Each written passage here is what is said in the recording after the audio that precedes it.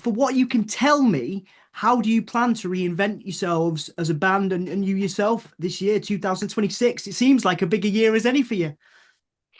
Yeah, man. I mean, once again, I think reinvention is important at any stage of your career because you want to keep people excited and motivated to what you're doing, Yeah. right? So, if you think about the Stones, I mentioned them earlier. Their last record, Hackney Diamonds, that came out a couple years ago, was brilliant. It was incredible, and it's like, wow, what would be the motivation for the Stones to release a great new record? Well, because you're an artist and this is what we do.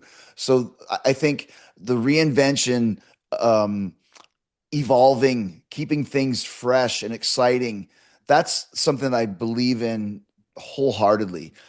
There's nothing wrong with having tinges of nostalgia in things that you do, but you Yeah. still want to create new things as well. So you're not just a nostalgia act, shall we say.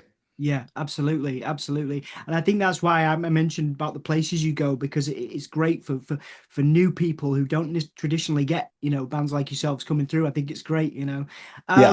As an extension of that, then it's a bit abstract, but I wanted to ask, what is your relationship to the hits? The Judas, Painless, Enemy. These songs that have gifted you arenas full of people in some cases. As an outsider looking in, if I was to make a comparison, is it the same way you approach wrestling, your Lionheart gimmick, Y2J, older gimmicks, things that people love, but they don't define where you're at now? Would that be an accurate assessment on my part about those songs, or do you have a different take on it? It's a good assessment. You want to play your greatest hits. You have to play your greatest hits, but you still want to, you're always searching for the next hit, right? So, I mean, you mentioned the Crazy Train cover. We did that a few years ago, and then when Ozzy passed away, we thought let's release it, and we ended up with a top 10 hit with it, right? So it was never designed to be that. It just became that. So now it's okay. Then now we've got Crazy Train. We can play that in our set, and there's a reason to play it because we had a hit with it as well. Obviously, it's a tremendous song that Ozzy and Randy and Bob Daisley wrote, but it's now become part of the Fozzy world. So Mm. you want to continue to build upon that, and then still, of course, we're going to bust out Judas, and we're going to bust out Painless, and all the songs that people want to hear, but if that's all we played, then suddenly you've hit the ceiling. So yes, we will play Judas and Painless, but we're also going to play Fall in Line. We're also going to play Crazy Train. We almost played a brand new song that no one's even ever heard yet on this tour, but it wasn't quite ready to come out of the oven yet.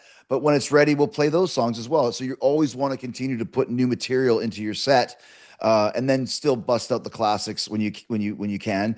That keeps everybody happy.